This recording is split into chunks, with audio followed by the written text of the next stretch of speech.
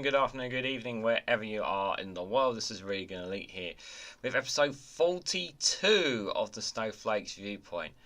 Why do I get the feeling I've got that number wrong? I need to double check that. 42 episodes? That can't be right. Have we done that many live streams of this series? It's crazy, guys. It's crazy. Hello, everyone. I hope you're all doing well. I hope you had a good week. And we've got 6 stories to cover today, and we have 2 funny videos to go as well. I know probably I don't know how long Daily Blase is live streaming or if he's finished his live stream, but obviously I was listening in the background as I was getting ready for this. So link is in the description if you're not a subscriber to Daily Blase or some of the other YouTubers that I regularly try and check out and watch their contents. Their link is in the description for a couple of other YouTubers down in the description below if you guys want to check them out as well. So we have here in the chat, we've got Jal here, is here in the chat. Mark Wilkie is here. Good evening, guys. Good to see you both. Is 42 not the answer to everything? Good question. Is 42? That could be the answer to everything. That could be the answer. I'll ask Ollie, actually. Let me ask Ollie. Ollie, oh no, I can't talk to him. He's not in a good mood again. I don't know what's upset him again. I think it's because the lava lamp hasn't formed. That's probably it. I mean, it's been on for more than an hour, and the lava lamp is still not formed yet. So hopefully it will form at some point. But yeah, I'm not going to ask. He's not in a talking mood.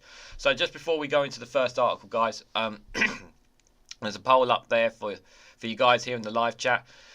Will Keir Starmer bottle it when it comes to a full well, basically, I've mispronounced the wording, but basically, will he call for an immediate ceasefire, a full immediate ceasefire in Gaza? Is he going to bottle it? Basically, that's the question there, guys. Yes or no? Will he bottle it? That's it. So, answers on a postcard, guys. Do you think Keir Starmer's going to bottle it when it comes to that vote? Will Labour finally grow some and actually say, you know what, we're against Israel and the way they're treating the people, and we want a ceasefire there? That's the question I think we want to know. So make sure you guys have your say, have your voice in the chat. Right, let's go straight into it. Why have I not set this up? Okay, there we go. Right, so this first one, guys, is, so we're going to be well, we are talking about Labour-esque because this is the first topic. It's not actually the topic of the main one, but this one here really caught my attention, and it's from the BBC. So the ex-staff demands Labour publish Christina Rees' bullying report. So before I actually give my thoughts, I'm going to need to read a bit into it to get my head around this. But I have seen this story from 1 or 2 other articles. But let's just read into this. So Labour is facing calls to release its report into bullying allegations against the MP Christina Rees. Whoops, not my mic there. After she was readmitted to the party. Following a 15-month probe, Labour gave Mrs Rees an official warning and allowed her to return as a Labour MP, leading to one member to quit in protest. The shadow cabinet minister apologised for her behaviour, but the details of her case remain secret. Labour declined to say on whether it will publish the report. A Labour member has resigned, saying how the party now supports bullying and exploration. Well, so I'm a bit confused just here. So she's apologised and she's been allowed back into the party, and yet some others who have had the slightest of comments or things have been kicked right to the curb, and yet this person, and we don't even know what the reasons are that she was in a 15-month probe. She's been allowed back into the party, that we don't even know what it is.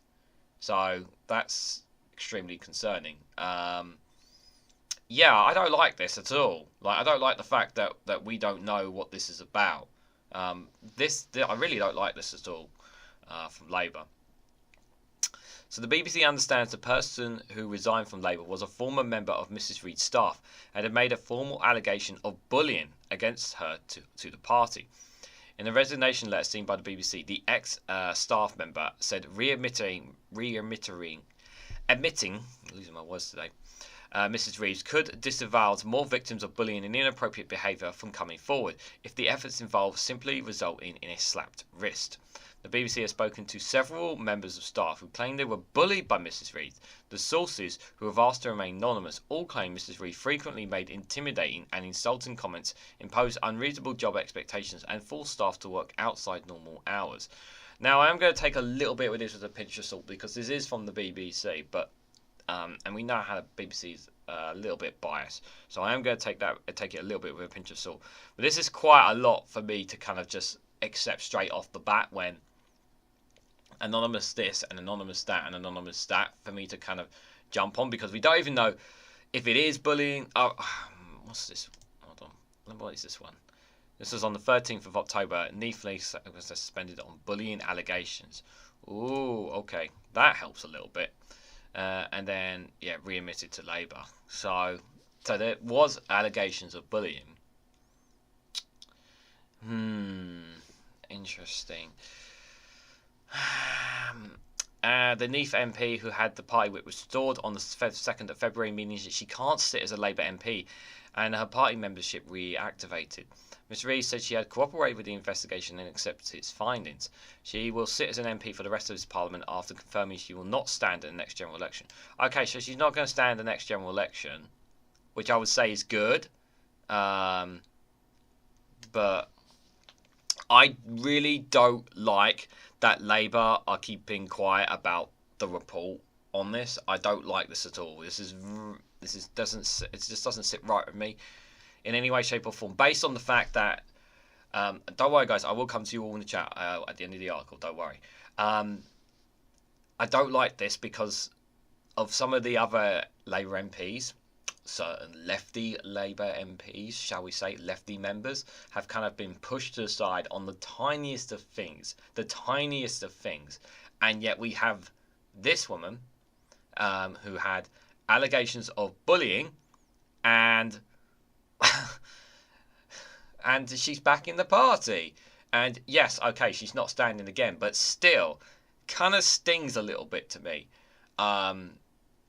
And I don't like this at all. Obviously, I don't know the full details, but this just doesn't sit right with me at all.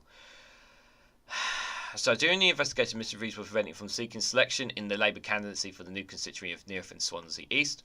The current MP for Swansea East, Caroline Harris, was selected unopposed. Ms Rees has represented the Neath constituency since 2015 and has been an independent MP since she was suspended in October 2022. But why bring her back in?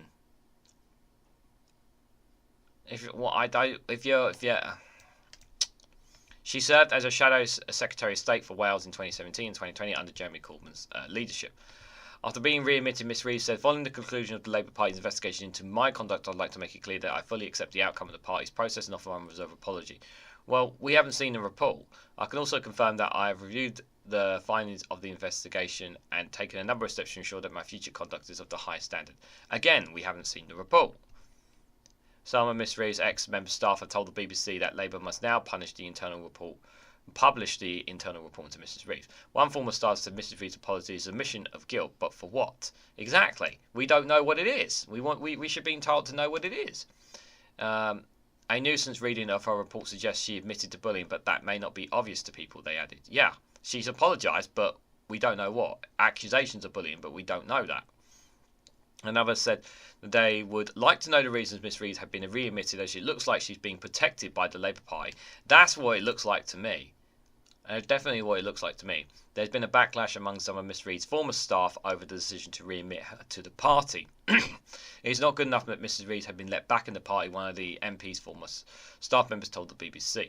Another one of Ms Rees' former staff told the BBC that she should not remain in the office or in the Labour Party. No, and considering she's not going to be running again, it makes sense. An ex-staff member said it was absolutely appalling that Labour have reinstated Mrs Rees. The decision meaning that the Labour Party now stands for bullying.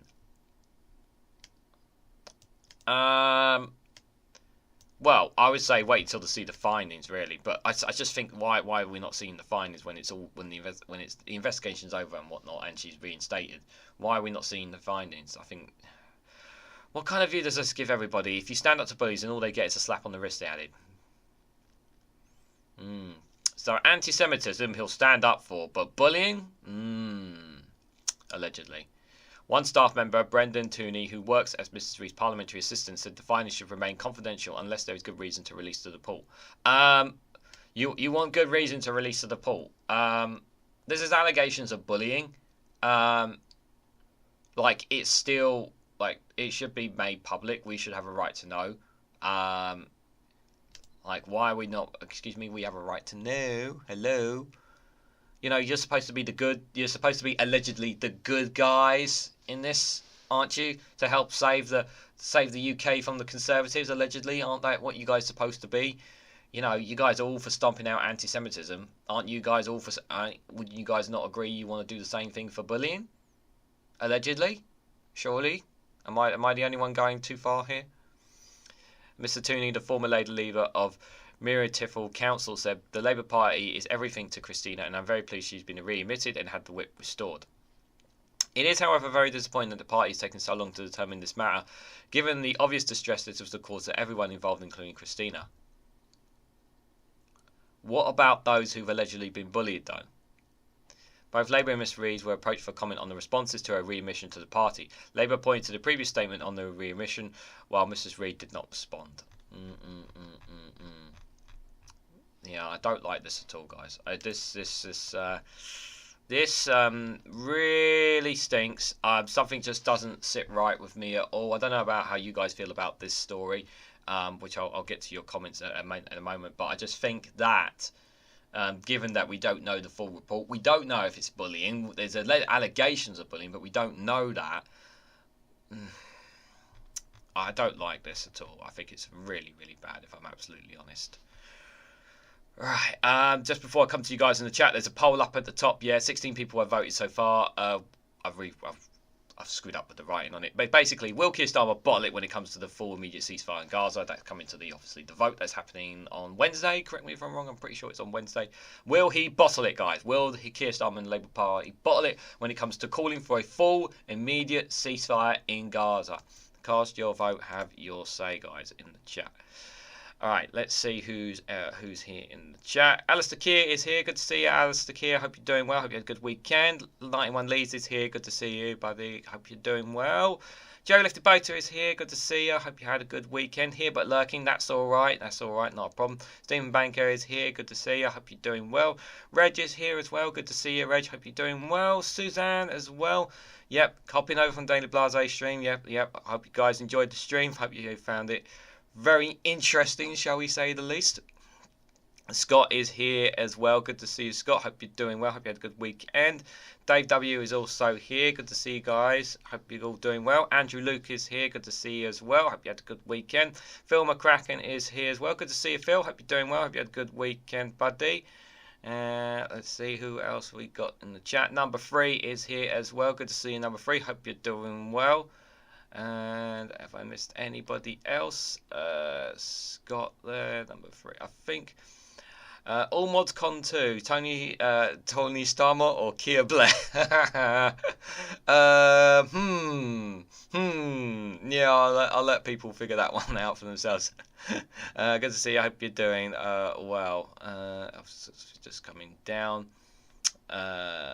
Too much party politics. Yeah, number 3, continuing dressing. It's always difficult to decipher the sort of politics going on. It's going to be worse as the year goes on, says Scott. True, yeah. We also have to remember that some people call bullying to do I do not agree with you or your opinion is not important to me. Some people are too sensible and not adults, says Jow. Yeah. Starmer just won't vote, says Phil. Yeah, I wouldn't be surprised actually. It could be it might just be a case of a free vote for the Labour Party. It might just be that, and then him and the shadow cabinet will probably just abstain, and then the rest will probably vote for it. That's maybe what might be the case. Yeah, I wouldn't be surprised at all. Yeah. So it's entirely possible. Yeah. I don't. Considering comments that Keir's made in the past, it's not exactly helped himself. So let's dive right into it then.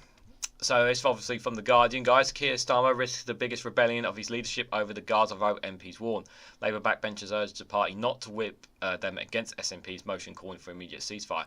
And something tells me I don't think he's going to issue the whip. I think if he does, it will be very bad for him. It's very bad for the Labour Party there. And while I've heard this defence from a few on the Labour defending side, like that the Muslim vote doesn't matter too much, and I'm thinking, yes, it does really matter.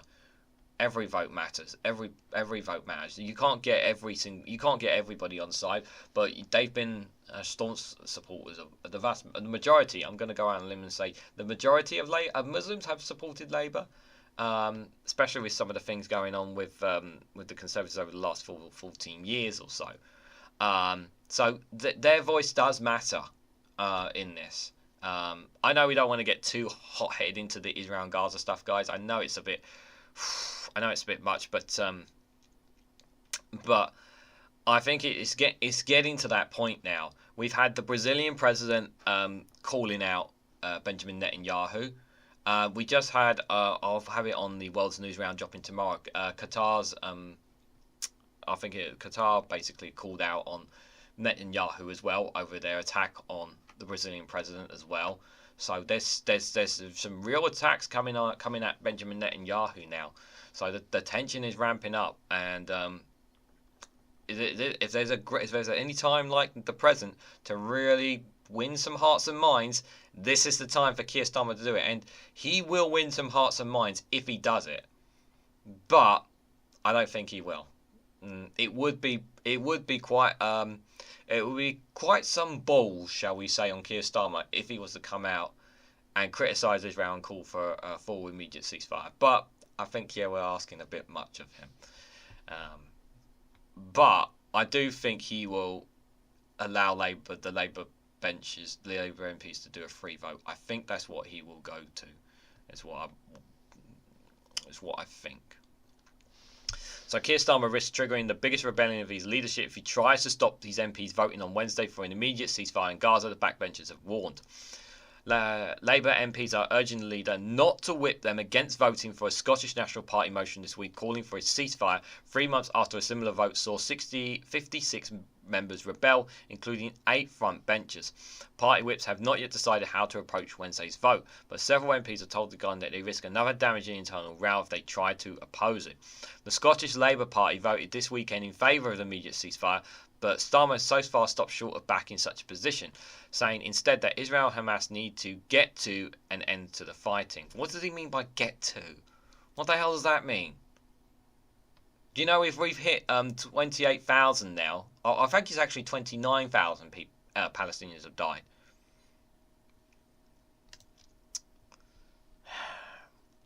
One Labour MP has said, I suspect it will be far more than 56 who rebelled last time, especially given the Scottish Labour position and how many more MPs are really under pressure on this now.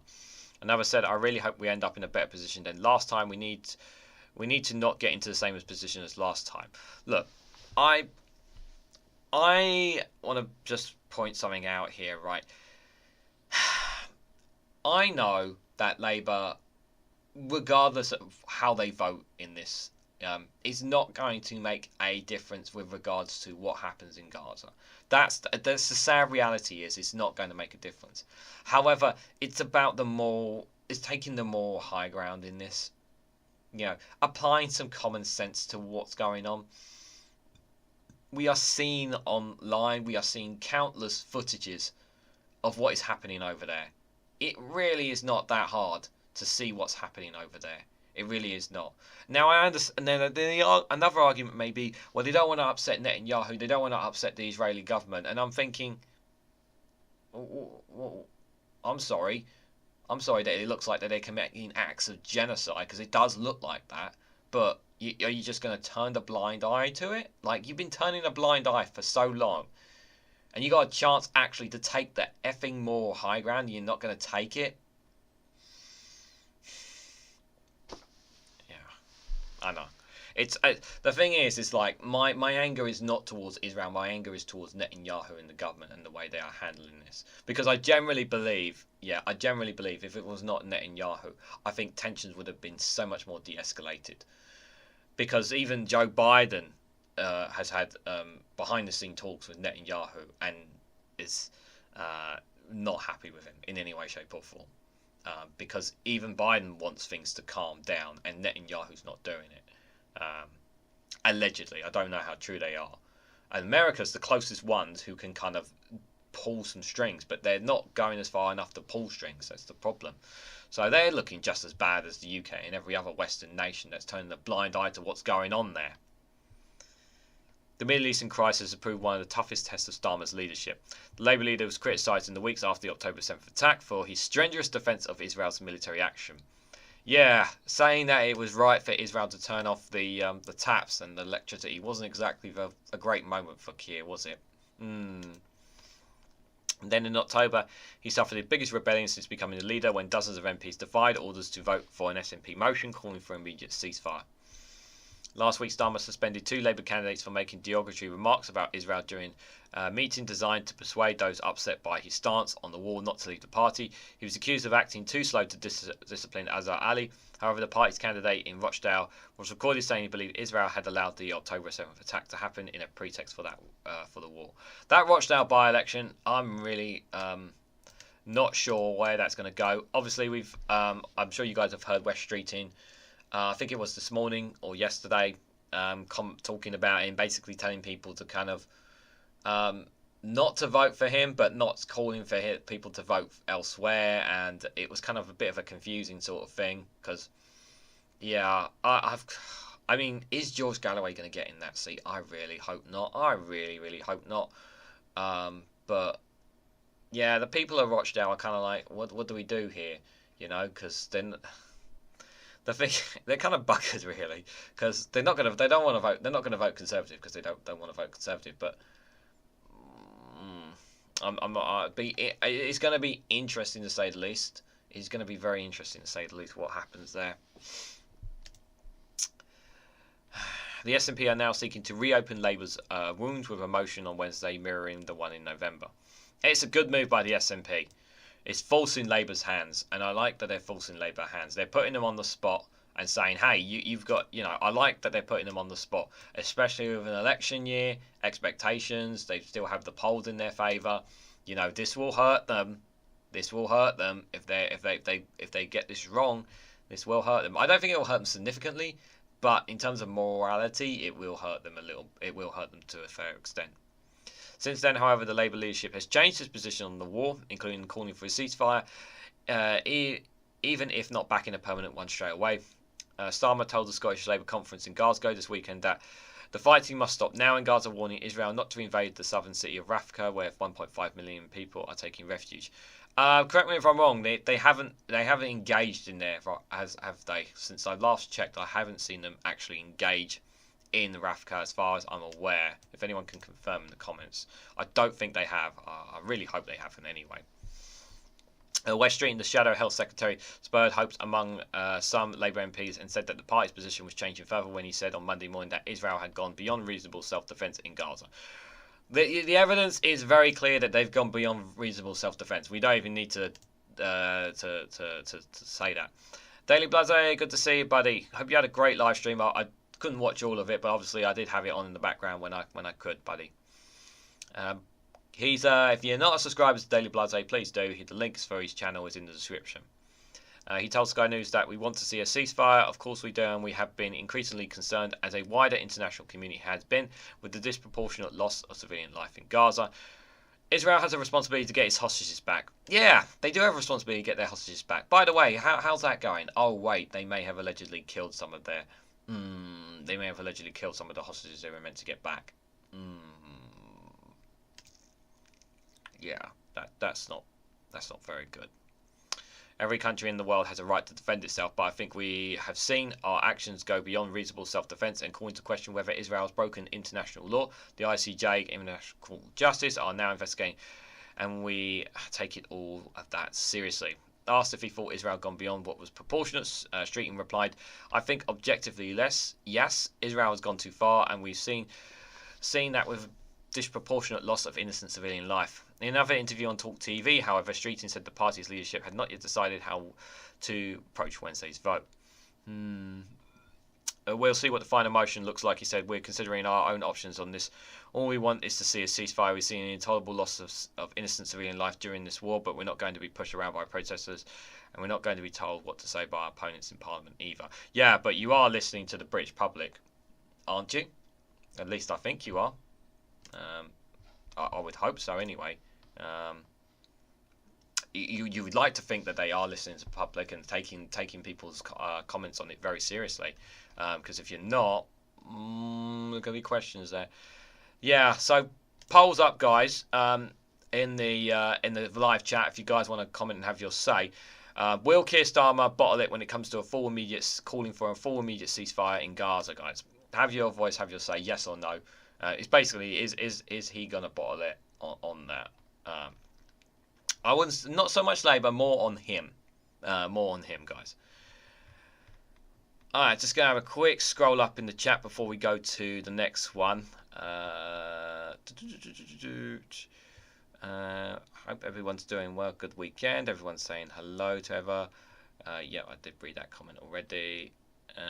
Also, nothing justifies entering a music festival, kill and kidnap people, by the way. Oh, I haven't heard about that story, Joe. Oh, God, that's terrible. And this was caught lying about contacting SNP on the issue, says Stephen Banker. Ah, interesting. Thanks for that. It's not a motion according to a different bias. It's a stunt for political point scoring. It is also, yeah, there is a bit of political. Of course, there's also political point scoring as well. Yeah, I do agree with that premise. I haven't seen Phil's video on it, but that would not surprise me. Yeah, if that's the case as well. But yeah, but there obviously is. But yeah, it also will play into people. You know, the right wing will kind of play it out, saying Labour bottle it. They're not standing up. Oh no, they won't do that actually because they support Israel.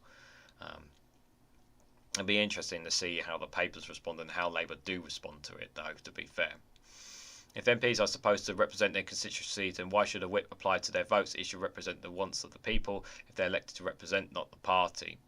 Yeah. There are times where they need to apply the whip, but this is one vote I think they should be allowed to free vote on, if I'm honest. But whether they will or not is another matter.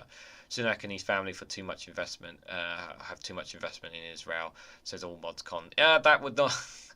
I think he's got more investment in India than Israel, if I'm honest, but I can understand that. I think he's got more investment in trying to get that Indian trade deal, isn't he, more than anything, on that one.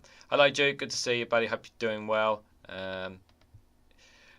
You can't have a successful government with 600 MPs all doing their own thing.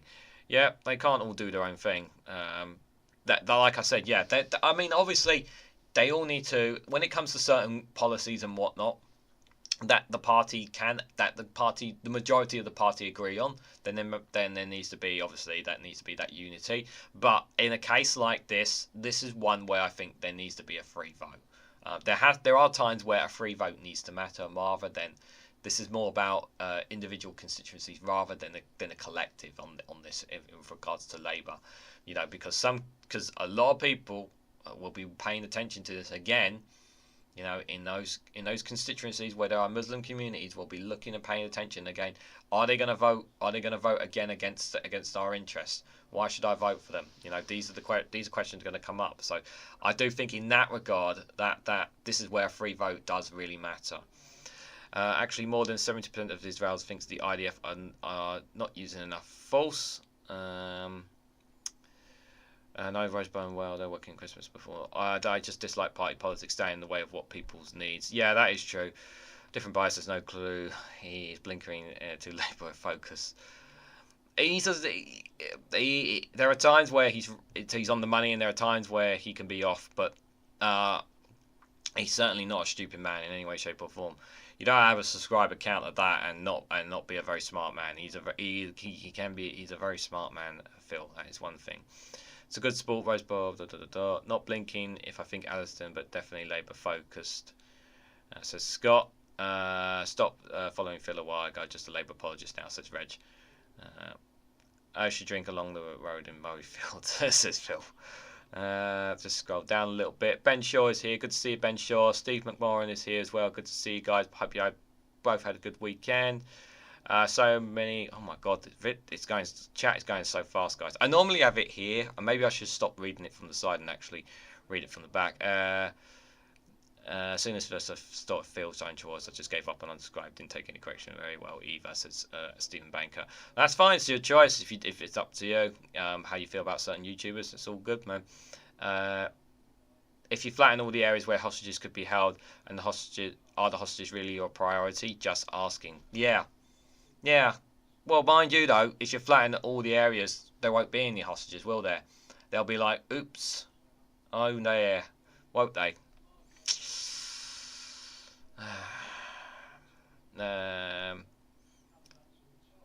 Read Phil's chat on that video from Sunday afternoon. He wasn't expecting that reaction. I haven't seen his live stream on Saturday. I haven't gone back and watched it yet. Israel so much about geopolitics and so little about moral or right or wrong. If you hear noise in the background, I do apologise. They should know I'm live streaming, so I don't know why they're making noise, but I'm going to have to speak to one or two people after the live stream, because they know I'm live streaming. They should always be a free vote, no political party anymore. It doesn't work, can't work, it's superficial to requirements. Not always a free vote. Again, I disagree. Number 3, it shouldn't always be a free vote. Otherwise, it disparages the whole point of having a political party and unity together. But on this occasion, but like I said, on occasions there should be. But this is one there shouldn't be. I don't claim smart and even interesting. I'm not doing video daily, however, and people demand to just be entertained. It wasn't a live stream, it's just a regular video. Oh, okay, Phil, thanks for that. I'll go back and I'll check. Phil is a rarity, pragmatic, and entirely appropriate for the circumstances of UK politics, says Andrew Luke. Okay. Hello, Tori Taser, good to see you, buddy. Okay. I'll have to come back on that one and check. But thanks for that, guys. Let's move away from Labour. And this one, I actually watched this bit in the Commons today, actually. So, Kemi Badenoch accuses the Post Office chair, and she's sacked of seeking revenge. So the business minister criticises Henry Sultan after he claimed that the government wants to stall payouts to scandal victims. My head's getting hot. So, this is it's a bit of a blame game here, which is quite interesting, guys. So, Henry Sultan is blaming the government, and Kemi Badenoch is saying, no, that's not true. What we're saying is categorically true. I don't know who's telling porcupines here, because someone's lying about something here with about the compensation when it comes to the post office guys. But I'm more inclined to not to believe the government, but there may be this one possible time that maybe Kemi is actually telling the truth. What are your odds on that? Let me know in the comments. Let's read into it. So, Kemi Badenoch has accused the Post Office chair she sacked of a blatant attempt to seek revenge after he made explosive allegations about the government's handling of the Horizon scandal. The business secretary launched an extended attack on Henry Sultan in the Commons on Monday. That's today, obviously, and I watched a bit of it today, and claimed that he was under investigation for bullying when she fired him. The extraordinary war of words began over the weekend after Sultan gave an interview to the Sunday Times accusing the government of wanting to stall compensation payments to the victims of the Horizon scandal until after the general election. Now, I heard about this, and I was thinking to myself,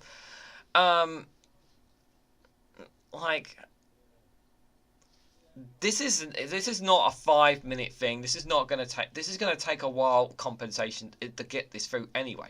Now, what would be? Oh, hello, Chris Fisher. I didn't see you there before. Hope you're doing well. And it just makes me thinking, what are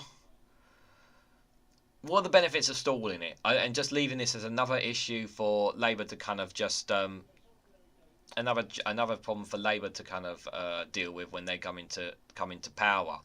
I'm not sure. I just don't think this is something that, as I know we want to get this sorted for the victims, but this is something I don't think we can rush. It can be rushed in any way, shape, or form. And I think in that perspective, I think Kemi is right to say that they are to say that. I mean, she's claiming that the team are working as fast as they can to get this done, but this is not going to be a 5-minute thing. This is going to take time to do, and there's no possibility it'll get done. This will get sorted before the general election either. So I'm kind of inclined to agree with Kemi on this, if I'm honest. And maybe that's a bit concerning for you guys. Badenoch dismissed Sultan from his role last month. In his interview, Sultan said that Badenoch told him when she fired him, well, someone has got to take the rap for this. Ooh, allegedly. This is nasty words here. He also claimed that soon after starting his role in December 2022, he was instructed by a senior civil servant to delay compensation payouts so the Conservatives could limp into the general election. Badenoch accused Sultan of a series of completely false accusations, telling MPs that there was no evidence whatsoever that Sultan had been told to delay payments and that such an approach would be mad. There is no evidence whatsoever that this is true, she said. We have no evidence whatsoever that any official said this, and actually, if such a thing was said, it is for Mr. Sultan himself to bring the evidence. It is very hard to refute a negative. People just make wild, baseless accusations and then demand proof that it didn't happen, and mischief making, in my view. She added there would be no benefit whatsoever to us delaying compensation. This would not have any significant impact on revenue whatsoever. It would be a mad thing to even suggest anti-compensation scheme in which Mr. Sultan oversaw what was actually being completed. My understanding is 100% of payments have been made, so clearly no instruction was given. The thing is, unless it's kind of like his word against her, and you don't, something is amiss here. That is for sure. I would have to know what it is to weasel out of it, says Phil. Yeah. Weasel out of what? You made a statement, back it up with evidence, says Reg. Yeah. Where's the evidence? I would hope that most people reading this interview in Yesterday Sunday Times would see it for what it is, a blatant attempt to seek revenge following a dismissal. Badenoch also told the Commons that Sultan has been under investigation for bullying when he was dismissed, and that concerns were brought to her department that he was refusing to cooperate. Hasn't Kemi, correct me if I'm wrong, does anyone remember, was there any kind of allegations of bullying on Kemi in the past, or am I just thinking of Suella Braverman and Priti Patel only? Was there any of her at all in the past? I don't know, maybe I'm getting her mixed up with Suella. I don't know if she's had allegations of him or not. She said, I dismissed him because there were serious concerns about his behaviour as a chair, including those raised from other directors on the board. I should also inform the House that while he was in post, a formal investigation was launched into allegations made regarding Mr. Sultan's conduct. This includes serious matters such as bullying. Concerns were brought to my department's attention about Mr. Sultan's willingness to cooperate with that investigation.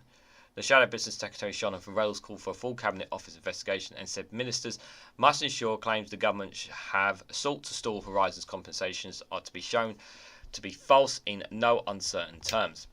He said, yet we do now have two completely contrasting accounts from one of the chairman of the Post Office and one from the Secretary of State, and only one of these accounts can be true. So that is another question. Who is telling porcupines, guys? Who is telling porcupines here? I'm going to do it from my phone this time, just because it would be easier for me to scroll through. Guys, if you haven't hit the like button, it'd be greatly appreciated, and shares across social media. Let me just scroll down. Should always be yeah, we've read that already. The party should be following the membership. That's how it's supposed to work, not whipping to donor or factions wishes, says Phil. Andrew Luke, regards to, oh my god, why did the screen jump? I'm sorry. I don't know why I've lost it now on the chat. I don't know why it jumped like that. I'm sorry. Sorry guys, I don't know why the chat jumped here for me. Yeah, Citizens Assembly is a great idea. Exactly, the party model is poisonous. You should go see what it's like for film domestic channel. Here's someone worth bigging about. What did Daily call her? Kemi Badenoch. Yeah, I accidentally saw a Katie Hopkins short the other day and went to bed early and cried. Get rid of these foot publications, two-party systems. Number 3, living in a model of the message deleted by Mad Monk. I'm sure whatever he deleted Mad Monk must have been something bad. Good to see you, Mad Monk. Hope you're well. Can't watch now. Watch Phil after seeing his views on anti-Semitism during his island. Someone said England should be speaking on matters. I didn't see get Scotland, but get support and pro-Labour. We're all why we're all celebrating, and where's the evidence, John? It could be exploited. It could be expended through Regan, and if it's been held back, it should roll. It has to be investigated. The only thing I was celebrating, something about something else. Yeah, read that bit. Weasel out of what? You made a statement. Back it up with evidence. Oh, okay. Oh, we had a troll, did we? Oh, okay, that's what it is. Folks, argue, don't fight, let's keep it clean. Well, Mad Monk has decided to step in, so I'll have to have a look at it later. The evidence is Mr. Sultan. He is now just has to bring stuff to the party. So where is your evidence of anyone here in the chat celebrating what happened in Israel? No one is celebrating that. John, why are you accusing a bunch of peaceful people rejoicing in terror? I'm not sure you get it. I'm sorry, I didn't see. I must have missed those comments. Thank you for addressing that, Mad Monk. I do apologise. Okay, thanks guys, appreciate it. Move on, Regan. You're doing fine, so Scott. Okay. Thanks a lot. Yeah, listen, moderators, if you guys think someone's going out of line, you have permission. Okay, you have permission. Thanks for that, Mad Monk. Yeah, let's break away from this conversation, guys. I forgot to put headphones in, so I'm not going to be able to listen to it. But oh, what's that? Hold on a second, guys. What's that? Oh, what's that? Ollie? Oh, Ollie's just informed me, guys. We've got some broken news coming in. I repeat, we've got some broken news coming in.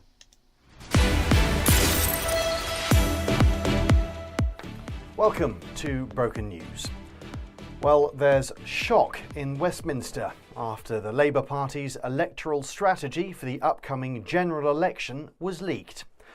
Broken News has obtained a copy of the document, and our reporter has been taking a look. Thank you. Yes, this 400-page document has been sent to all Labour candidates, and on each and every page is a message which says quite simply, just don't fuck it up.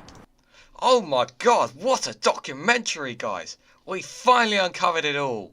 Can't believe it. It's just got 5 words. Don't F it up. Unbelievable. So this is their manifesto commitment to just don't F it up? Surely that's got to be it, guys. It's written in 72-point Arial, which, as we know, is the least offensive of all fonts.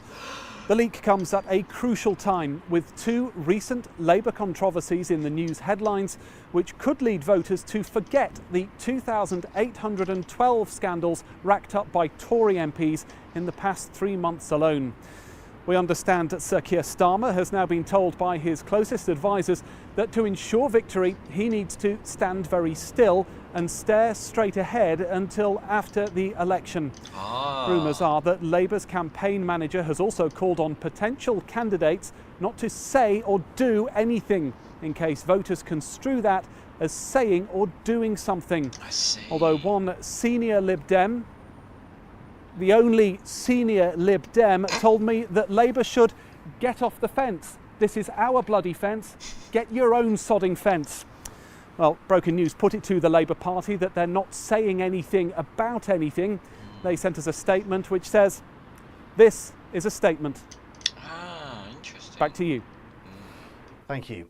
Well, we can now speak to Sir Keir Starmer, who joins us live. We don't quite know where from because we don't know where he stands. Sir Keir, thanks for joining us. Immigration, Brexit, the economy, some huge issues going into this election. What will be your priority? Okay, and many traditional Labour voters are worried that you're not speaking up for them. What do you say to ease their concerns? And finally, Sir Keir, are you a fan of improvised modern jazz music? No, they're making that up as they go along. Sir Keir, thank you. What a lovely story. That's all from Broken News. You're up to date. Interesting.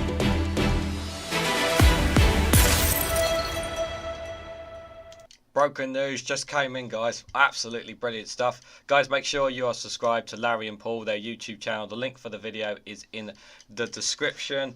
Thank you for that broken news, Ollie, for getting that to us as quickly as possible. That was very informative stuff there. We got some clear answers there from Keir Starmer and the Labour Party, so I hope that's cleared a lot of things up for you guys in the chat, because yeah, we don't get a lot of clear and obvious answers, so hopefully you guys got them clear and obvious answers in the chat. Ollie, are you satisfied? No, he's still not satisfied. Ollie's still not satisfied with Keir Starmer's answer. You think he'd be happy with the orb now, the orb in all its glory there, and the lava lamp? He's quite warm down here as well, down south, guys, so I'm going to put Ollie there for probably because it's getting a bit too hot there for him. Don't know what I'm going with there, guys, but let's move on, shall we? So this one, this next one, guys, this is an exclusive from Sky News, and yeah, this one. So, the ministers are using misleading claims to justify indefinite detention, says a UN torture expert. Alice Edwards tells Sky News that there is no justification for refusing to resentence prisoners under the now defunct IPP regime, and that detaining people in perpetual uncertainty is inhuman. So we look like we might be breaching some more laws, as if we had the potentiality of being complicit in acts of genocide by Israel was not enough.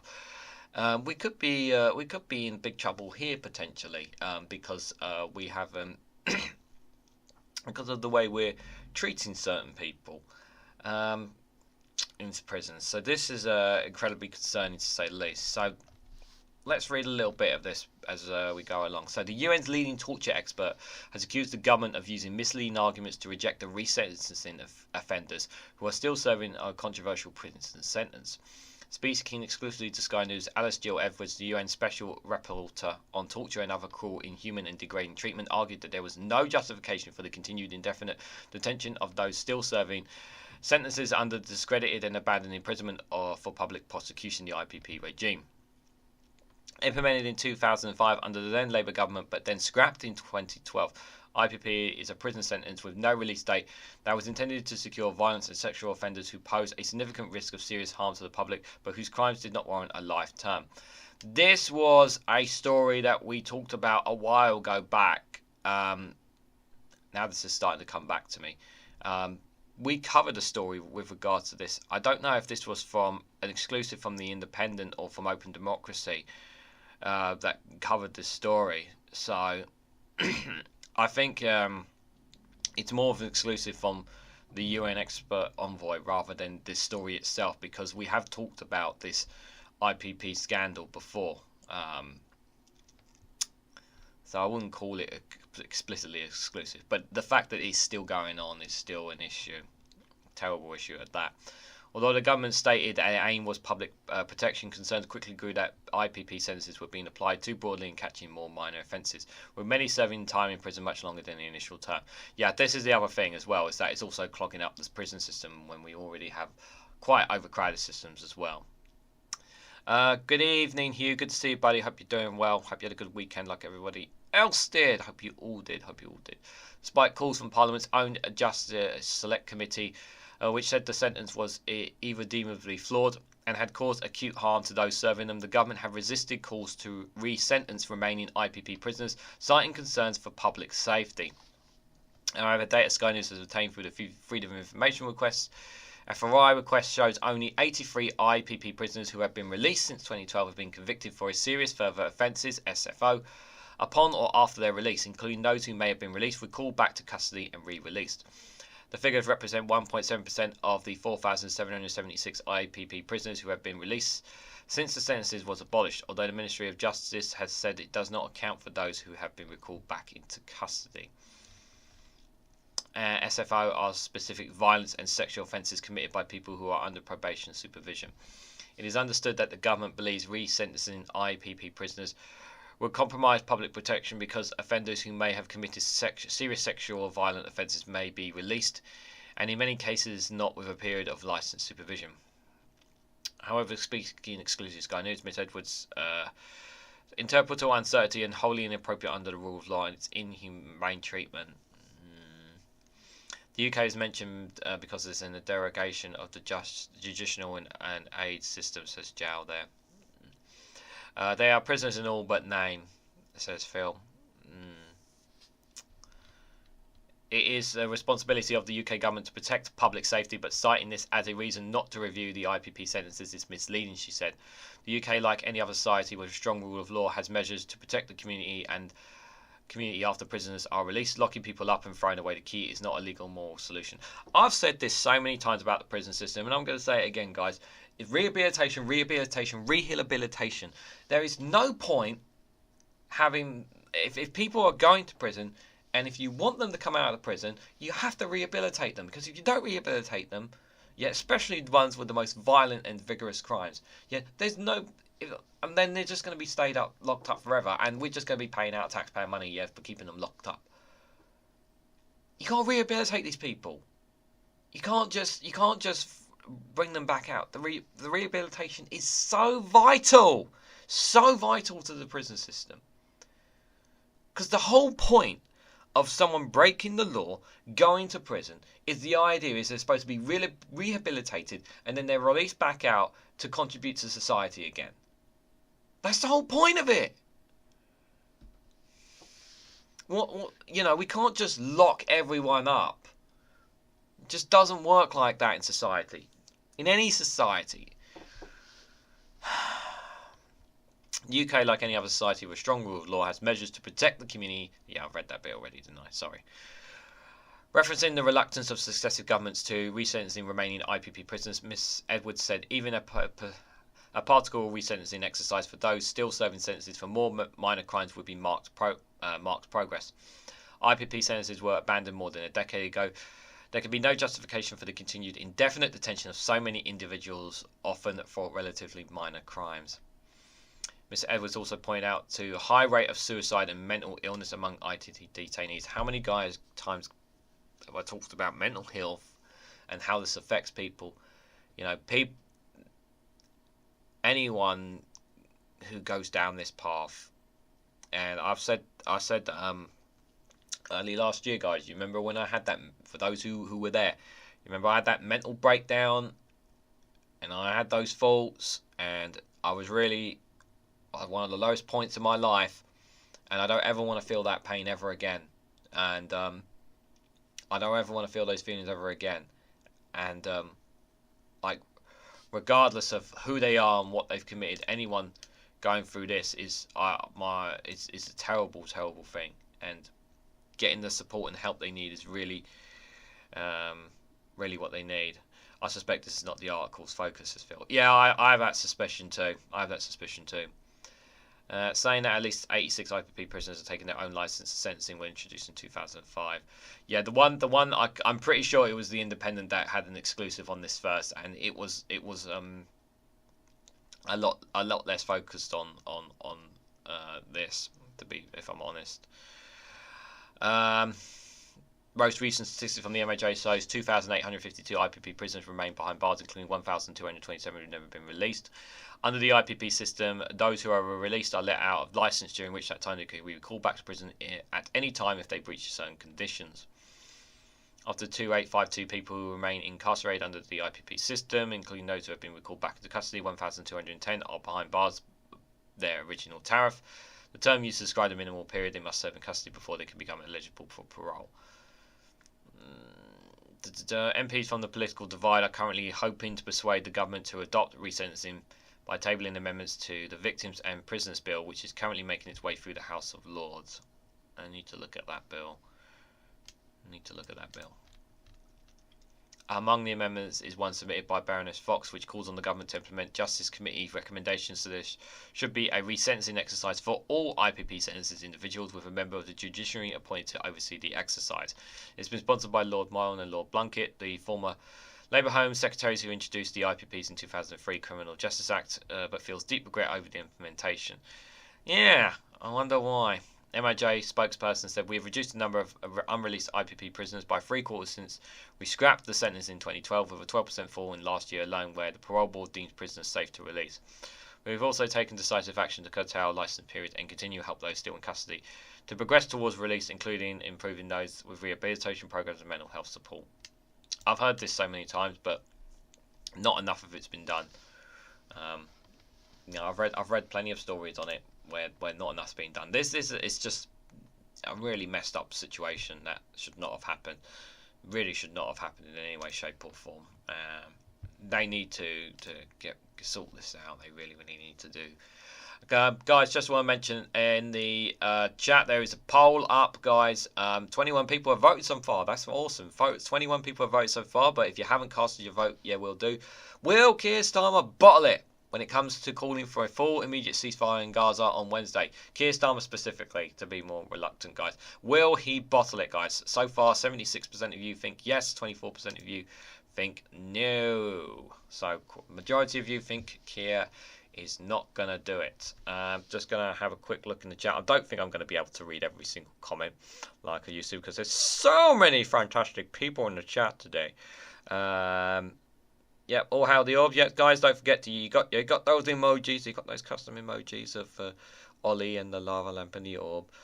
Libs on the fence, nothing changes. Oh my god, yeah, it's true. The Lib Dems are always on the fence. Starmer did employ Sue Gray to pick their spleeners out the arse. She got a new set of tweezers. Yeah. I like the way you put that, Phil. I do like the way you put that. Hello, darkness. I'll finna come speak to you again. Says number 3. I'll come out of the darkness, number 3. It's not all doom and gloom. Sometimes we've got to have a bit of hope.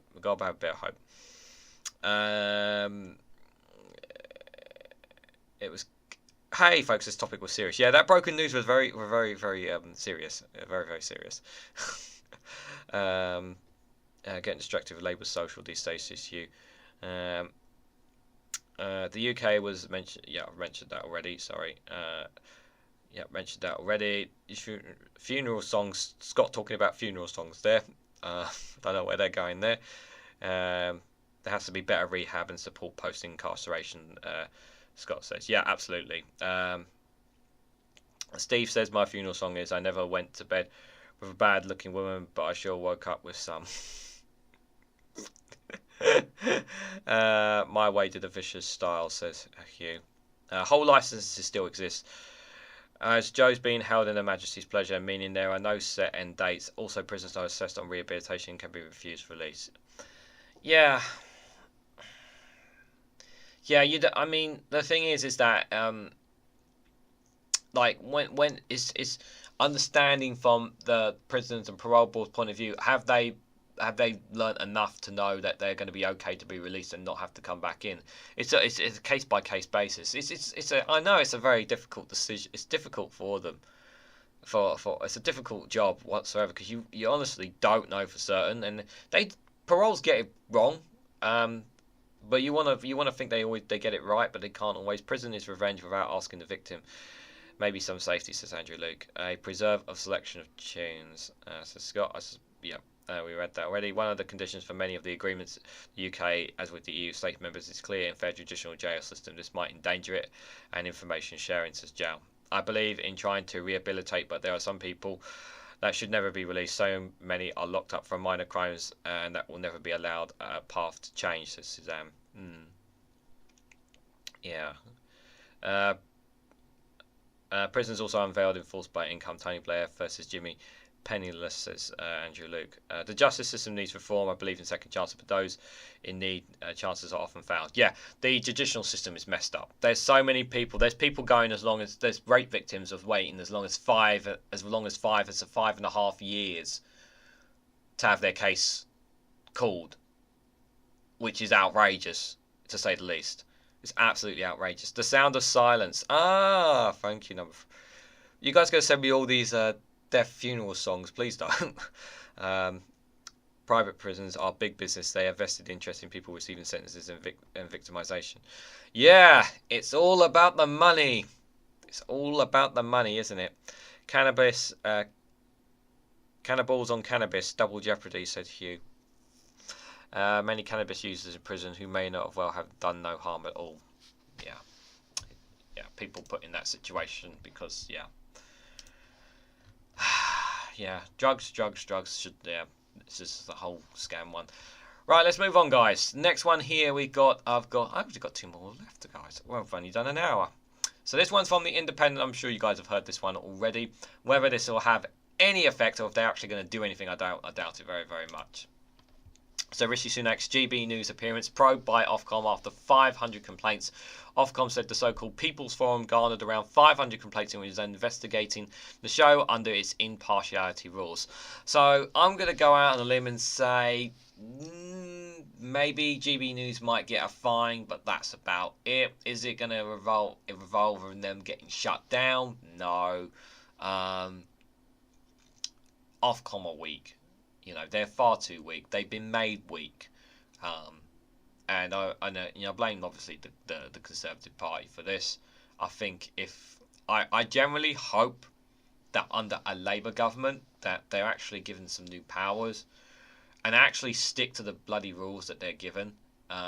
Something tells me that they're not just not doing anywhere near enough.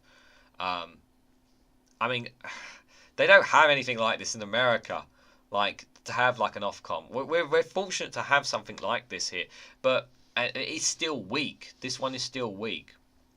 You know, it's always we want free and fair. I want a free and fair media, but there is like a line here, and I just feel like they're just not giving a damn. And I feel like that this probe that they've announced is kind of just to appease the complainants, rather than actually do anything. It's just like to them.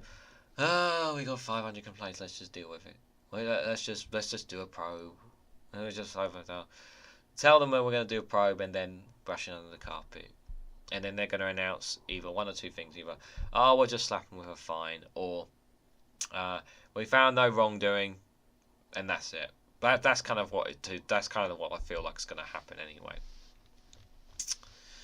So Rishi Sunak's appearance on GB News has been put under investigation by the broadcast watchdog after receiving hundreds of complaints. Ofcom said the so-called People Forum garnered around 500 complaints, and it was investigating the show under its impartiality rules.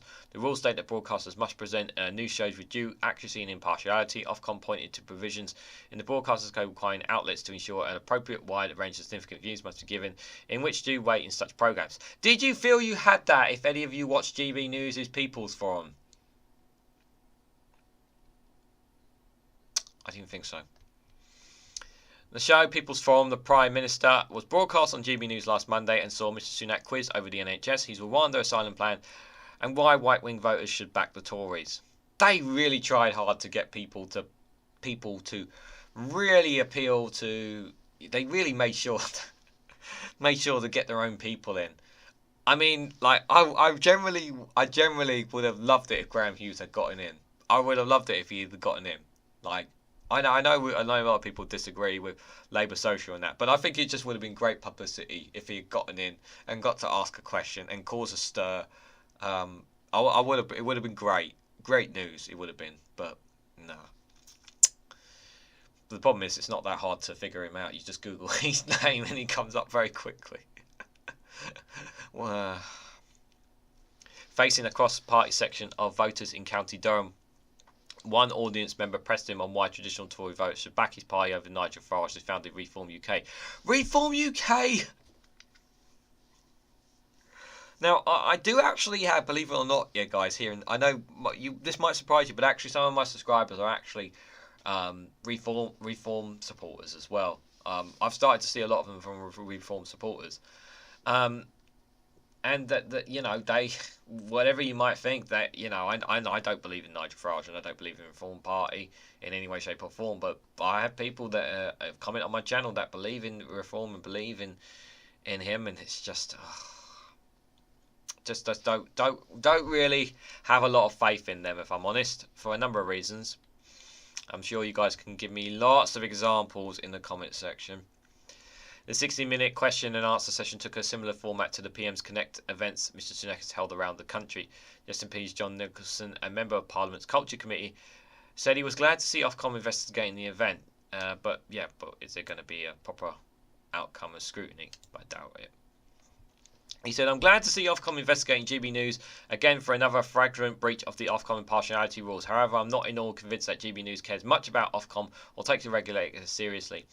GB News is currently being investigated by Ofcom for a number of other shows, including many other impartiality rules.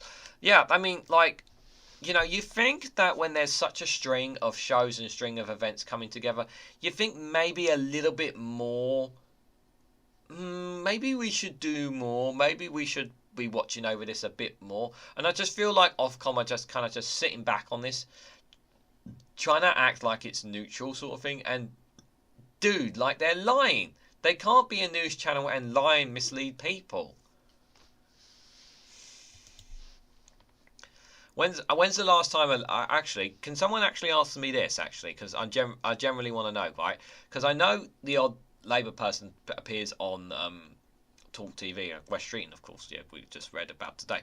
But when's the last time a Labour MP went on GB News and actually got to be able to speak their mind? When's the last time someone from Labour has been actually on there? A Labour MP, you know, or a high shadow cabinet minister been on there?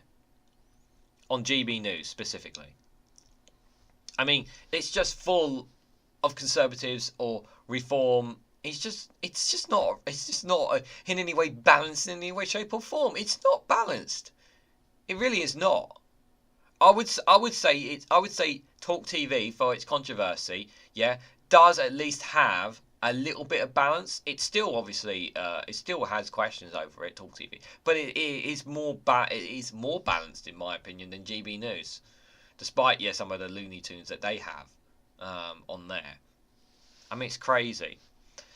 The issue of political shows such as Jacob Rees-Mogg and current Conservative Deputy Chair Lee Anderson presenting topical programmes have also been contentious. They are contentious, but you don't do anything about it. Former Pensions Minister Esther McVey and backbencher Philip Davies are also presenting on GB News.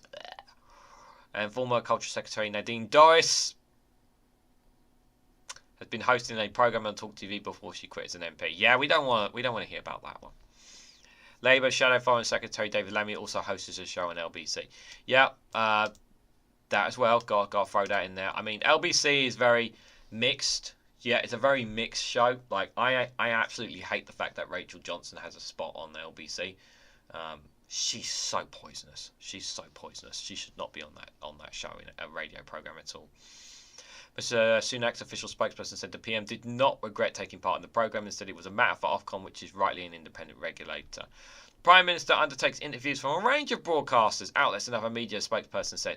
Really? Really? Have you done a sit-down with... How often... How, you know, a lot of broadcasters do, they? Somehow, guys, I just struggle to... I struggle to believe that, you know. You know what would be a great one? It'd be a great one. Imagine if Rishi Sunak did a sit-down with a range of broadcasts. Why doesn't he do one up in Scotland? Yeah, he should do one up in Scotland because he does a wide range of broadcasters. Let's see how long he would last with a bunch of voters up in Scotland around. How long do you think he would last in a room and answering questions from people in Scotland, guys? Answers on a postcard. 5 minutes? Less than 5 minutes? If you locked him in a room, he'd be trying to get out. Because that's how scared he is of facing scrutiny. This man's got no spine whatsoever. No spine at all. Media appearances such as one he conducted last week are an important part of the democratic process. Yeah, well, it's all controlled. Yeah, I don't see Rishi Sunak literally walking among the streets, talking to the actual members of the public. You know, literally talking out there. You know, I know Keir Starmer doesn't do it enough, but I believe he will be doing it more as when general election is called and manifestos. At least I generally believe he will do that. He will put himself under more spotlight. I don't see Sunak doing that unless everything is controlled to a certain extent. Is my general belief anyway. But it's just annoying. Got one more story for you guys. Farage tried to hide from Scottish folks in a pub. We live in pubs. I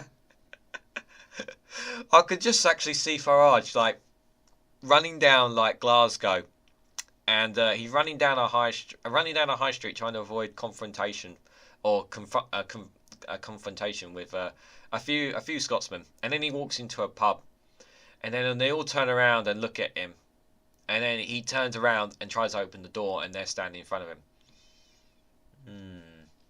But yeah, if only he would.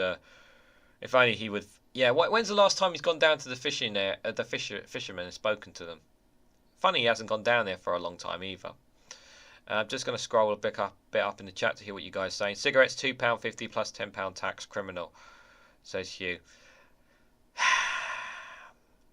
You know, alcohol kills people just as much as cigarettes, yeah, these days. But apparently, yeah, we're going to be banning outright cigarettes. I just think it's stupid. You know, you're just propagating the black market more with it. I think I did a story this week on Patreon about how there's a story on my Patreon, guys, you can check out. I put it in the post, obviously, about how Belarus is smuggling loads of illegal cigarettes into the UK. If you haven't checked it out, it's worth checking out. Well, I've got a video dropping every day, Monday to Friday, 12 PM on Patreon, guys. And you don't need to pay to be into it. All you need to do is create an account and follow me, and you can watch the video. Never happened with the Tories. They're a few that are aware of one of the biggest cannabis exporters in the world. GB News should be forced to change its name to Gammon Brexit Propaganda Channel or GBPC. GBBs. Yeah, if only, Suzanne. If only we could change the name on purpose. Ofcom are just a front for the government propaganda machine. The media will, says Mad Monk. Jal says the media watchdog here have enough power to find and suspend shows. Yeah, because you have proper basic simple laws in place to hold people to account, and common sense. You have common sense, Jal. Something we don't seem to have here in the UK. As far as I'm concerned, anything goes with me. F it all, just carry on, says Hugh. UK exported 213 tons of medical cannabis in 2021, making it the largest export in the world. I feel like I've read that already. I'm going. Did my screen jump again? I feel like my screen jumps again. If you have an identity of over media and fake news, it has no power. What is the use of having it? Would have been chaos, says Scott. Lots of vanities and appearances, says Jal. That farming lady said, "Who wants to watch Rishi's backside for an hour?" Or words to that effort, says Hugh. That's true. I can't really imagine anyone wanting to do that. I seem to remember reading that some Tories own the medical cannabis industry here. More money for the private sector. Who would have thought, Mark? Who would have thought? Youssef Farage, say it twice more, and he appears to tell you how immigrants are bad. You could pay for a cameo appearance for them to tell you too. Did you know that? They're allowed to sit in the corner of the 30p Lee's show. Yeah, I remember. I remember one. I've only ever watched one time. I watched that show when the Labour MP was in the corner like that, and I was just thinking, this is so pathetic and humiliating. Like, why would you subjugate yourself just for that? You get cut off anyway, and it's just so pathetic. It's so pathetic, that sitting in the corner thing. It's just ridiculous. How is that impartiality? To treat another political party politician like that.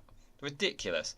Farage just blindly ignoring any challenge argument he carries on spouting. He's quite amazed in the most awful way. He's very good at giving a little bit of truth and a lot of lie. He's very cunning, very manipulative for Nigel. He's, for whatever he is a smart man and a dangerous one as well.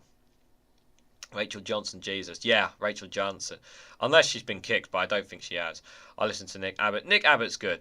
Yeah, I don't listen to him enough, but he is good, yeah. Sushi should let himself be interviewed by Nick, says Andrew. Yeah, was that Nick Ferrari? Or you mean Nick Abbott? Yeah, I don't think he'll accept that for some reason. Life is so shallow these days. Looking at swimming pools, says Stuart Lee. So shallow these days, says Hugh. Starmer, to be fair, does put the hours in, says Scott. Yeah, give him that at best. I am Mark Wilkie. Farage would not leave a lie for some places to know, even with EU MPs still offering this. Offended still waiting for an opportunity. They look to hold a grudge, says Jal. A man of people like Farage wouldn't last long here, says Mark. He was chased out of Edinburgh in 2014. I wonder why he hasn't come back then. He made it less than 100 yards in Glasgow before he had to take refuge in a pub. Yeah, that didn't go well then, did it? Did someone put it on camera? Send me a video on Discord if you have a video of it. I would love to watch a video of it, just for a laugh. Cigarettes been over 18's expensive more every year, and smoking in limited places as jail. Yeah, I mean it's not banned outright. I mean it's there if generally people want it, but yeah, it's obviously, you know, it's expensive. It's frustrating for smokers, but you're not going to ban it outright, are you? So I'm glad it's not banned outright in Portugal, regardless. We're talking about pack of cigarettes a day can buy half an ounce of straight weed per week. So I believe, says Mark. How do you know that? I just remembered who Rishi Sunak reminds me of in Blackadder 2, the performance of the William Pratt the Younger. Ah, Blackadder, those were the days. I didn't watch enough of Blackadder. First person jailed in UK today for dealing in laughing gas made me smile. Oh, Phil.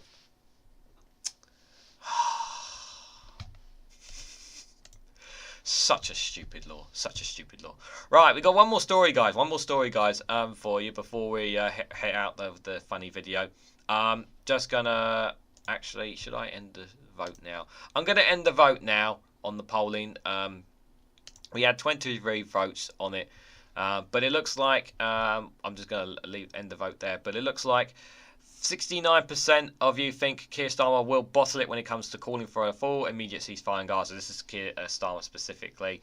30% say no. 23 people voted in it. Thank you to everyone who did vote. Greatly appreciated. I always like to do a poll just to kind of get a bit more interaction with you guys, because I think interaction is really, really important. Right, so this next one, guys, is exclusive from iNews, the last one here. Church could drop 30 million water firm stake over deep concerns for the sewage crisis. What? I saw this one, I was like, okay, I've got to have a look at this. The Church of England said it could drop its water utility pension board shareholdings if sewage leaks are not tackled. The move follows a Joe Lycan investigation for Channel 4. So the Church of England has warned that it could drop around 30 million of investment in water companies if the industry fails to tackle a crisis in untreated sewage before being discharged into rivers and seas. Why not drop that investment now?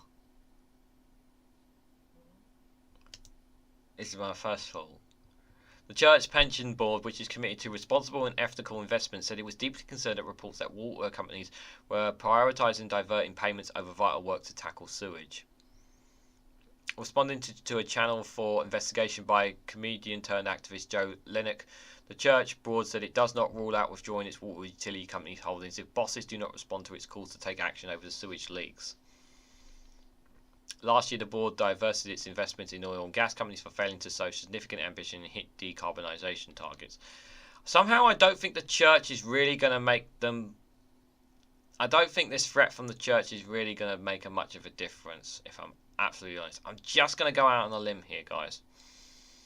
In Joe Lycan versus Sewage, which will be broadcast on Tuesday night, tomorrow night, the comedian discovers that water companies in England alone are responsible for 301,091 sewage overflows, running a total of 1.7 million hours in 2022. While the privatised water and sewage companies in England paid £1.4 billion in dividends in the last financial year. £1.4 billion. Thanks, Margaret.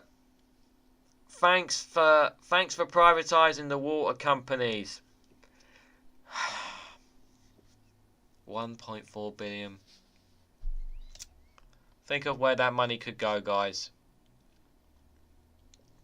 Mr. Leonard was told by whistleblowers that the prospect of slash bonuses disincentives water company bosses for reporting discharges. In a letter to the church addressing Dear Archbishop who art in Canterbury, Mr. Lloyd writes that the institution holds up to £32 million of investment in water companies, the same companies responsible every year for pumping millions of litres of untreated sewage into UK waterways.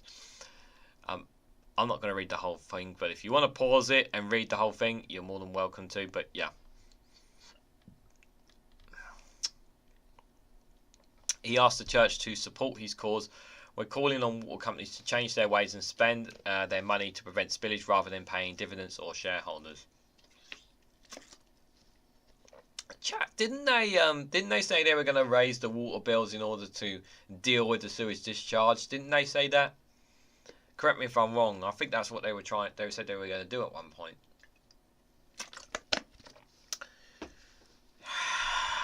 I hate this. I hate these water companies. Do you know what really angers me, actually, guys? I'm probably going to boil my blood here.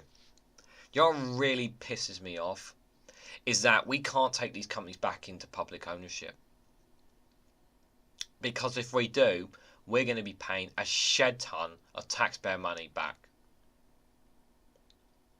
because of these water companies and the debts that they've left. And it's so... I really want to swear, but I'm restraining myself. And it's so infuriating. It's so goddamn infuriating that we cannot control our water companies and that they are allowed to get away with these. And here's the thing, right? Governments can do something about this. They can put in laws and regulations to kind of start turning these things around and starting making the water companies do stuff. But they don't even do that. It really disheartens me that so much of our environment has been damaged by these water companies, and they've been allowed to get away off the leash, and the Conservatives have just sat on their effing arse and allowed this to happen. I know the Conservatives have done a lot of bad nearly went there. I know the Conservatives, we know how horrible they are, but the fact that the amount of overflow that they leave is just outrageous, and it infuriates me so much.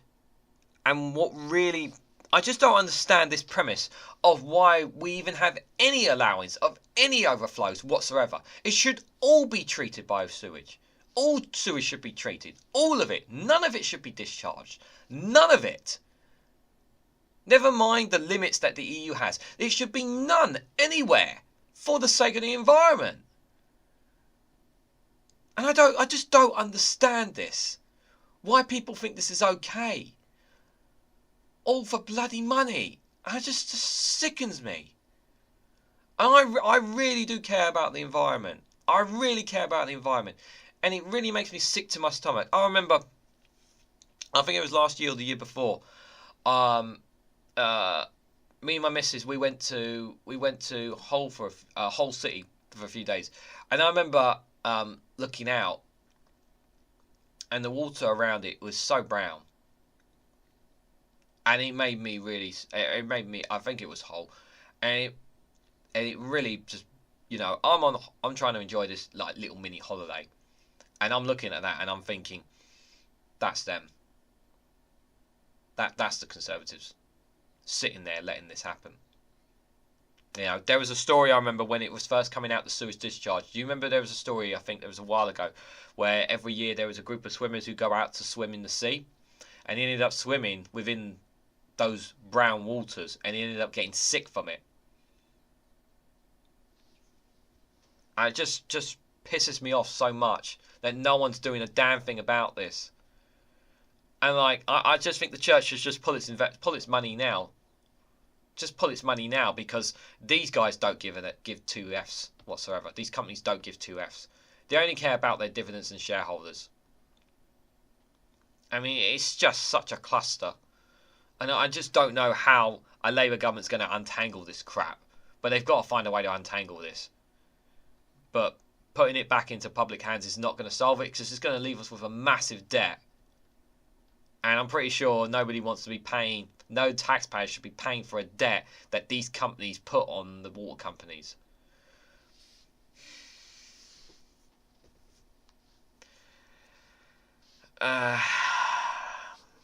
Sorry for ranting.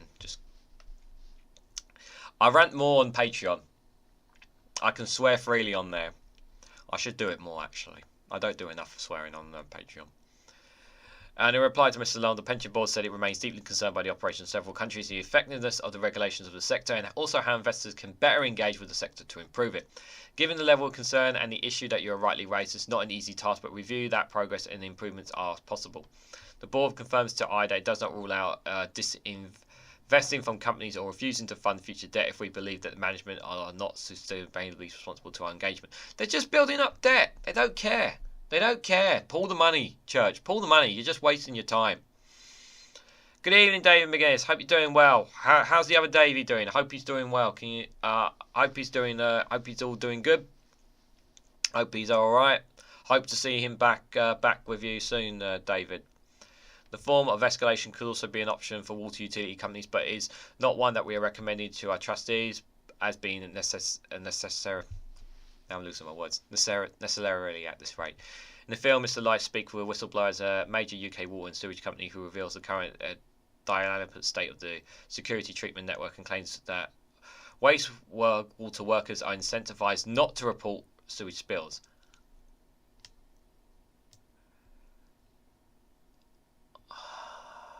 Did they did they say it was Tuesday night? Will be broadcast on Tuesday night. What is this on Channel 4? This will be on Tuesday night on Channel 4, guys. Well, I'll be around the same time Max is live streaming, I think. So I have to watch it back. Who's also Mr. Lice, who's previously tackling the oil industry, has called on David Beckham to step down from his reported £10 million ambassador role in Qatar, investigating the insidious nature of the water industry. Yeah, good luck trying to tell him to do that. The documentary shows how executives more frequently between regulated bodies such as Ofwat, environmental agencies and water companies, bodies involved denying any conflict of interest. Ofwat, I need to another one that are too weak. Then they need, like, they find these water companies and nothing's done. They find them and nothing happens. So, Cathal, good to see you, buddy. Hope you're doing well. I'm going to assume you've been lurking. That's all right. The Church of England said it holds 365,000 in UK water company shares and about 30 million in bonds across the sector out of a portfolio of more than 3 billion in funds under management. Known for its attention-grabbing stunts, Mr. Light records a Tudcast podcast with Gary Lineker in which Match of the Day presenters talk about notorious. We don't need to know any of that, but yeah, if you want to go football fans, you can go and check out that podcast. But yeah, final thoughts on the. I'm just peed off because it's just so infuriating that our water companies are in the state that they are in, and no one's doing a damn thing about it. I know we have lots and lots of problems. I know we have a cost of living crisis, NHS, police. Like, it just feels like everything in England is just falling apart and nobody wants to do anything about it. That's generally how it feels. You know, it was so sad when you listen to some voters out and they've just given up on democracy, given up on politics, given up on everything. And you can't blame them for the last 5-6 years. It's just been crap after crap after crap. So much crap. I mean, that's just how people feel. They generally feel that way. I mean, it's just, yeah, it's just disheartening, guys. It really, really is. I'm just going to scroll up to see what you guys are saying in the chat. I think that we, via Parliament, can broaden the shareholders' base via vote-only shares. No compensation needed, yet people have more power. But I just don't want the people being, like, I'm assuming that's what you mean in terms of taking back ownership of the water companies. The thing is that my concern is my question is how do we deal with these debts that the water companies have racked up? How do we make them pay it back? Because we don't want to pay it back, taxpayer. No government will want to ask taxpayers to pay this back, and we should not have to rack up increased water bills to pay it back either. So how do we get rid of these debts while also rebuilding the infrastructure of our water industry? This is a serious problem. Just scroll up to see. Will there be a Barnett consequential of devolved administrations if taxpayers bail out English water suppliers? I honestly don't know, Mark, but the debts. I done a video a while ago on it, and the debts were like, we're talking a shitload of money, a lot of money, too much money to be paying it back. I don't know what the amounts are, but it's really bad. Privatised British gas coup, that's £900. 900% extra profits, that would be nice. Pete Starmer ruled out wealth tax and renationalisation. Yeah, that 900, yeah, that's... Yeah, that, I just couldn't look in, I just was not happy about that either. Yep, no privatisation in Scotland, the water's bang on point. Absolutely, because you guys applied, your government applied common sense. Common sense there. Many rivers are now barren, says Hugh. Yeah, it is. I'm just going to scroll up in the chat. Sorry I'm not reading every single one of your comments. There's just so many of you guys here today, and I really appreciate you guys coming and spending time here. I really do. Crazy thing, they're all generally very friendly. Friendly, says Mark. Yeah, I appreciate it, guys. Global warming and the distant lack of concern worldwide still amazes me too, sir. Too many people looking for leadership. Sheep led by wolves, says number 3. Yeah, we certainly have a sheep in our Prime Minister, that's for sure. Oh, I just got he's on the mend, says David. Thanks for that. Yep. Keep us posted as always, David. It's good to hear. No risk companies, guaranteed profits, guaranteed bail when all assets stripped. Yeah, that's it. They're grouped together by a body called Ofcom. Well, they need to F off and take their debts with them as well. Just ran away. No, I'm calmer now. Only in England, Welsh, Northern Ireland, Scottish will only in England, Welsh, Northern Ireland, Scottish will publicly are. They aren't perfect, but they are accountable. Yeah, I think the only other country in the world that actually is I've looked this up, and I don't know if it's changed now, but the only other country in the world that actually privatises its water is actually Chile. I don't know if it still is, but that's the only other country that apparently had privatised water, which is kind of crazy. This is serious for folks down the road. A lot of water from the underground fossil aquators. If groundwater gets contaminated, so do these aquators. That's horrible, Reg. It's horrible. That's what it looks like. I thought I'd just throw that in. No, it's all good, Mark. All good. Arrest them. Yeah, arrest them. Yeah, that's what we should be doing. Yeah, we should be threatening these guys with. To be fair, these guys should be behind bars. These executives and that, they should be criminalised anyway for what they've done to the environment. They should be criminalised anyway. The new shareholders to vote against the incumbent shareholders, force them to sort out their creating mess with their responsibilities created. Yeah. Says number 3. Suzanne says the only way to have the debt stay with the old companies, financial institutions, and investments will have to take the hit and have to write off taxes and take it over debt free. The oil situation is an absolute joke too, says Mark. Yeah, that whole Rosefield thing. That's just it's just to appease oil companies. We're not even getting any money out of it. There's no benefit for that either. They literally admitted. When they're saying, oh, it's going to bring down our bills. And then they said, what did they say? They said, oh, no, it's not going to bring down our bills. So what's the point of it then? It's just going to the global market. It's not even benefiting. It's not even Westminster. It's Scotland, isn't it? Like, and you guys aren't even getting a cent of it. It's just like, what's the point? What's the point?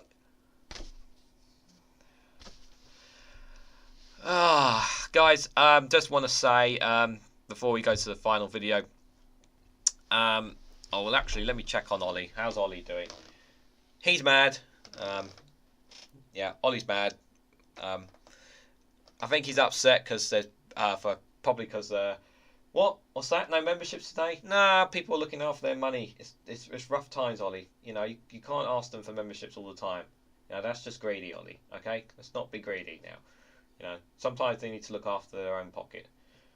So don't be so upset about it. The orb is there in all its glory, guys. All hail the orb, all hail the orb. And the lava lamp is it's very, very hot now. I might have to turn it off as soon as this stream ends. So guys, just before I hit the final video, I just want to say a massive thank you to everyone who's come along today. Thank you all for your comments in the chat. Thank you for all your messages and information, all that stuff. I really appreciate it. If you guys, whether you've just come in at the start or just dropped in come near the end, greatly appreciate it. Thank you guys so much for all the comments and that you've done on my videos. Guys, you believe it or not, I'm on as of right now, I'm on 898 subscribers, which is crazy. it would be absolutely amazing if I get to 1,000 subscribers before March the 16th, which will be a 1 full year since I officially started as a YouTuber. Whether that will happen or not is another matter, but we'll have to wait and see. But for those who have come along and have joined me in this journey of mine, I really appreciate it, and I really appreciate everybody when it comes to information and that, because, like I said, I'm not the smartest political guy. Some of you guys here are way smarter than me, and I'm not exaggerating, because you guys have knowledge in the political industry a lot more than me, and I'm just trying to inform people as much as I possibly can. I really do, and it's tough. I'm shattered today because obviously I was at a wrestling show last night, so my voice was a bit battered, but I still managed to do content today. I managed to do the live stream today. I had an upset stomach 10 minutes before I came live as well, so somehow I've managed to get through this all today. So so thank you everybody today. I really greatly appreciate love and support. Remember guys, I will get round to, if you are a member at all guys, whether it's a 99p membership or $2.99 YouTube membership guys, any of my videos you comment on, I will always respond to your videos. Oh, I think we just had a blip in the live stream, but it looks like we're okay. So guys, we've got one more video before you run off. One more video. Don't worry, we've got one more good video for you guys before you run off. But I just want to say a massive thank you to Caffo OG. Thank you so much for the 5 gifted memberships. Thank you so much for that. He's gifting memberships to Pagua, Unquiet Spirit, Sabine Nadal. Sabine is actually a fantastic person. She was the first person who became a Patreon supporter of mine. So I really appreciate that she is still a Patreon supporter. So thank you for that. Mad Monk came in at a nice second, and Andrew Luke a lovely third there. So thank you guys for being Patreon supporters as well. Greatly appreciate it. Jim Stevens also got gifted a membership out of the 5 there. So thank you guys for that. So I'm just gonna have to, Ollie. You're not allowed to be. Ollie's very happy now, because he's very grateful to everyone who's come along, and a big thank you again to Daily Blase. I know he was live streaming, and he brought some of you guys who's not familiar with me here as well. So thank you again, Daily Blase. Much love to him. So always give him plenty of love and support as always, guys. So we have one more funny video, guys. Who could it possibly be? I have waited so long for a video from this man. It's been a while, and he's finally doing it, and I can't do it right now because I've just been interrupted by the two Davies with a very generous £2. Thank you so much, David McGuinness. Thank you so much, and keep up the wonderful work for what you guys do on the two Davies YouTube channel. It really is greatly informative stuff. Eyes on the prize, as you always say, my friend. Eyes on the prize. Funds for the works, says Alistair Keir with a £2 super chat as well. Thank you so much, Alistair. You have been one of the most extremely generous people out of everyone on my channel. I cannot thank you enough for the kindness that you have given, Alistair, because you really have been super supportive of me. So thank you. So before I start shedding a few tears, because like a big baby, you the baby. Yeah, I know. Who do we think this last video is, guys? Yes, it is Mr. Pye. Mr. Jonathan Pye, guys. I hope you enjoy this as much as I do, because I absolutely love this man. Jonathan Pye, take it away, please. A week of economic woes for the government. However, as recession hits the UK, the Prime Minister says his economic plan has started to deliver. Deliver what? A shit in the post? An eviction notice? A terminal cancer diagnosis? What exactly is it you're delivering, Mr. Sunak? What you appear to be delivering is a recession. What you're delivering is a record 2.1 million people regularly using food banks, with the number of children in food poverty doubling in the last year. 7.6 million patients on NHS waiting lists. This is not a record to be proud of. It's a source of national shame. What are you delivering, Mr. Sunak? Dead flowers, gone off milk? an aborted fetus. What you're delivering, Mr. Sunak, is profit. Whilst 7 million households choose to go without heating, British Gas sees a tenfold leap in profits from 72 million to 751 million. 751 million pounds, which is just a tiny bit more than the Prime Minister and his wife's net worth. Welcome to the last 14 years with an economy run by a series of multi-millionaire grifters, one of which was a known tax dodger, one of which blew a £30 billion hole in the economy, and if the rumours are to be believed, the present multi-millionaire Chancellor is about to deliver further cuts to public services in favour of tax cuts. I mean, when in the last 14 years have you not been cutting public services? There's nothing left to cut. Social care, health care, childcare, elderly care, any care. He could cut his balls off. Oh wait, he doesn't have any. Oops. About anything whatsoever, unless it's profit. All you care about is profit, business. And I mean big business, not small business. Last year, the UK had the most small business insolvencies since the 2008 crash. The 2008 crash that Rishi Sunak helped cause and profited from greatly. Look it up. Yeah, there's nothing left to cut. The rail system doesn't work. It's fucked. Oh, no, it isn't. Look at these profits. The water and sewage system in this country doesn't work. No one voted for Brexit so they could take their daily morning dump, safe in the knowledge it'll be floating in the English Channel by tea time. Yeah, but look at these profits. What are you delivering on? Education, making a conscious choice not to invest in education to the point where schools are crumbling whilst massively racking up the private cost of further education, and at the same time giving private schools tax breaks when most of your education policy revolves around attempting to stop teachers' rights to strike. You're not delivering on education. What are you delivering on? Help for the most needy? When you outsource the benefits office and the benefits helpline to a private company whose main motivation is profit, when the private sector decides who deserves help and who doesn't, the government is essentially saying it can't do its job, that it's given up on delivering. We are constantly being told by multi-millionaires that there isn't enough money. That if you can't live off 40p a day, you're not trying hard enough. That homelessness and destitution is a lifestyle choice. There isn't any money. Although they're perfectly happy spending 1.5 billion on a barge full of listeria and 400 million on Rwanda, just for shits and giggles and a favourable headline in the Daily Telegraph. 400 million! But apparently, when it comes to child poverty, there isn't any money. We all need to tighten our belts.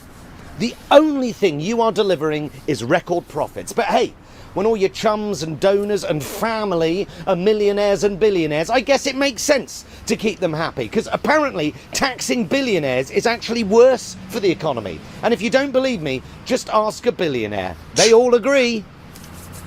The party of fiscal responsibility makes me want to puke. Well, more bad news for the Prime Minister. The two by-election results this week. Jonathan Pye, guys, if you are not a subscriber, if you do not watch his content, please do. And please check out his tour. If you can afford to go to one of his tours or one of his shows, please do. The guy is an absolute legend. I cannot wait for the day.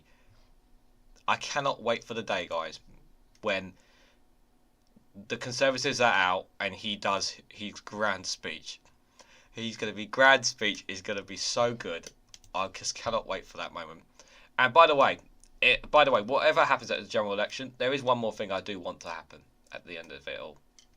When the Tories are finally gone, guys, I would love nothing more. And I've said this in chats before, but I'm going to say it again. I would love nothing more than Sir Keir Starmer and the Labour shadow cabinet to literally sit outside the Daily Mail headquarters, having themselves a beer and curry. No reason, just to have that. So I hope to catch you all very, very soon. And if you want to come and hang out in this Discord chat, I'll see you there. Until then, have a great week. Take care. Look after yourselves. Thanks for all the love and support. But most importantly, guys, look after yourselves. That's more important. Take care, guys. Oh, wrong one, wrong one.